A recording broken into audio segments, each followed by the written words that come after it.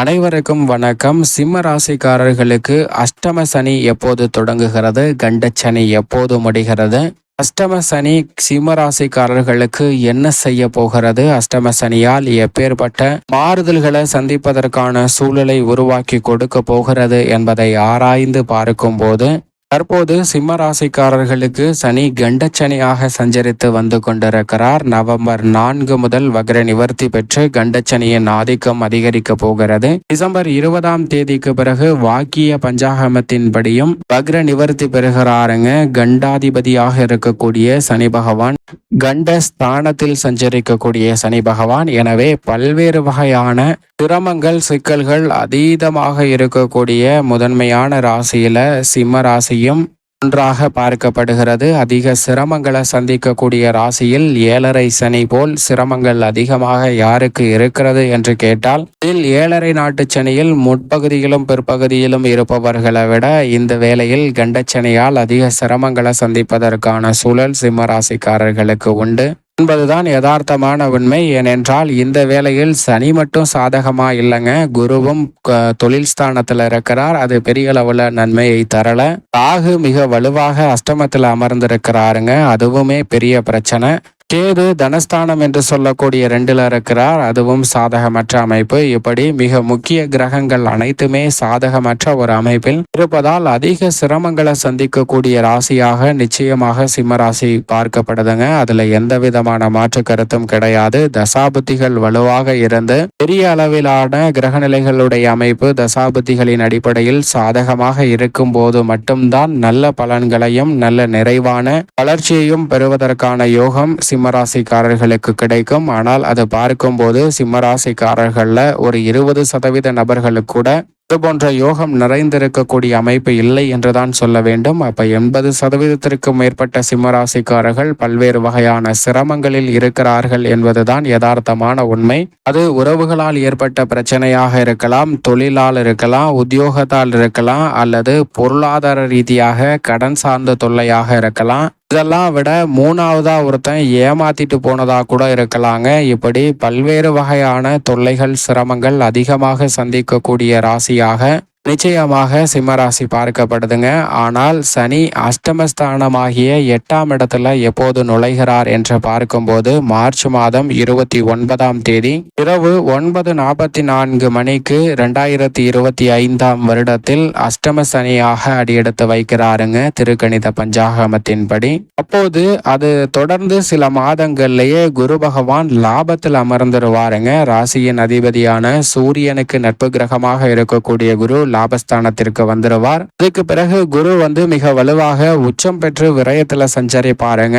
எனவே குருவோடைய அமைப்பு அஷ்டம சனியின் ஆதிக்கம் இருக்கும் போது மிக சிறப்பாக அமைய போகிறது சிம்ம ராசிக்காரர்களுக்கு. அது மட்டுமல்லாது அஷ்டம ராகு சப்தமஸ்தானத்துல நுழைஞ்சிருவார். அதுக்கப்புறம் பூர்ணரோக சத்ருஸ்தானம் என்று சொல்லக்கூடிய 6ஆம் இடத்திற்கு மாறிடுவாருங்க. ராகுவால் நிறைந்த நன்மையை கிடைப்பதற்கான யோகம் உருவாகும். கேதுவும் ஜென்மத்திற்கு வந்தாலும் பிறகு விரயத்திற்கு சென்று விடுவார். எனவே ராகு கேதுவால் பெரிய அளவிற்கு பிரச்சனை இல்லை. குரு அதீத நன்மையை அள்ளி கொடுக்க போகிறார். ராகுவும் சிறப்பான நன்மைகளை அஷ்டம சனியின் பிற்பகுதியில் அள்ளி கொடுக்க போகிறாருங்க.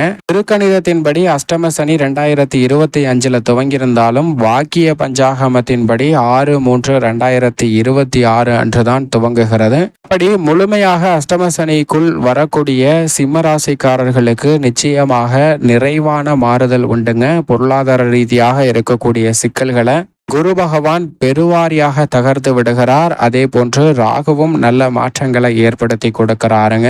ஜென்ம கேதுவால் சில சிக்கல்கள் இருக்கலாம். அந்த வேளையில பொருளாதார ரீதியான சிக்கல்கள் பெரிய அளவுல சந்திப்பதற்கான சூழல் உருவாகாது. ஆனால் உறவுகளால் சில அழுத்தங்களையும் நெருக்கங்களையும் டென்ஷன்களையும் அதீதமாக சந்திப்பதற்கான சூழல் உருவாகுங்க. சில இடமாறுதல், தேவையற்ற விரும்பத்தக்க வகையில் இல்லாத வீண் வாக்குவாதங்கள் போன்றவை நடைபெறுவதற்கான சூழலும் உருவாகலாம். எனவே சிம்மராசிக்காரர்கள் அந்த வேளையில் சற்று கூடுதல் கவனத்துடன் உறவுகளை கையாளும் போது அஷ்டம சனியின் ஆதிக்கத்தில் இருக்கும் போது அதிகமாக செயல்பட வேண்டும் என்பதை தெல்ல தெளிவாக எடுத்து காட்டுகிறாருங்க. ஆனால் சனி பகவான் நீதி தவறாத, நடுநிலை தவறாத நியாயஸ்தராக இருக்கிறார். இது மட்டுமல்லாது ராசிக்கு பகை கிரகமாகவும் இருக்கிறாருங்க. ராசியின் அதிபதியான சூரியனை பகை கிரகமாகவும் பார்க்கிறார். எனவே அவர் அஷ்டமத்தில் அமரும் போது பல சிரமங்கள் வருவது யதார்த்தமான உண்மையாக இருந்தாலும் கூட அந்த வேளையில் மற்ற கிரக நிலைகள் ஓரளவிற்கு சாதகமாக மாறியிருப்பதால் பெரிய அளவிலான சிக்கல்கள் சற்று குறைவதற்கான வாய்ப்பு உண்டு. அஷ்டம சனியின் முற்பகுதியில் கொஞ்சம் சிரமம் குறையும். அதற்கு பிறகும் நல்ல வலுவாக குறைவதற்கான யோகம் கிடைக்குங்க.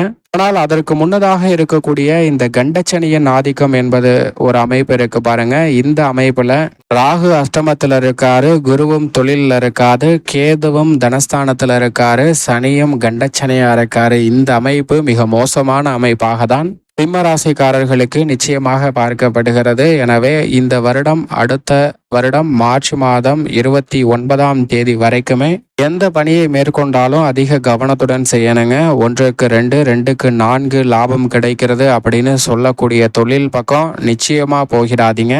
அதிர்ஷ்டம் யோகம் இருக்கு அப்படிங்கிற வார்த்தைக்கான இடமே இல்லைங்க சிம்மராசிக்கு அப்படிங்கிறதான் தெளிவா கிரகநிலைகளோட அமைப்பு உறுதிப்படுத்துது.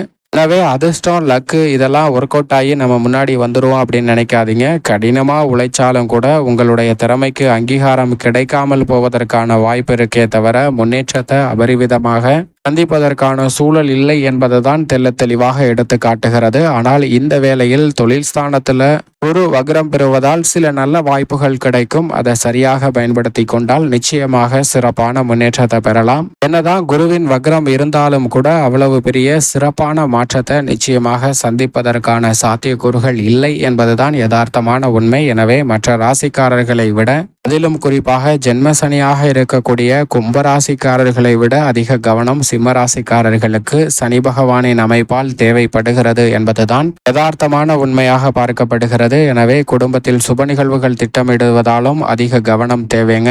மற்றவர்களை ஒருங்கிணைக்கும் போது அதிக விழிப்புணர்வுடன் இருக்க வேண்டும். தேவையில்லாத மன கஷ்டம், சங்கடம் போன்றவை அதிகரிக்குங்க. உடல்நல ஆரோக்கியத்தில் அதிக கவனம் செலுத்தணும். உடல்நல ஆரோக்கிய தொல்லைகள் அதிகரிக்கலாம். சிறு சிறு மன வருத்தங்கள் கூட பெரிய மன குமரலாக மாறுவதற்கான சாத்தியக்கூறுகள் உண்டு. எனவே சற்று ஓய்வெடுப்பதும் அமைதியான மனநிலையில எப்போதும் மனதை வைத்துக் கொள்ளக்கூடிய முயற்சியில் ஈடுபடுவது சிம்மராசிக்காரர்களுக்கு நல்லது. உங்களுக்கு சாதகமா பல நிகழ்வுகள் நடைபெறுவது போல தோணும். ஆனா கடைசி நேரத்துல அந்த காரியம் கை கூடாம போயிருங்க.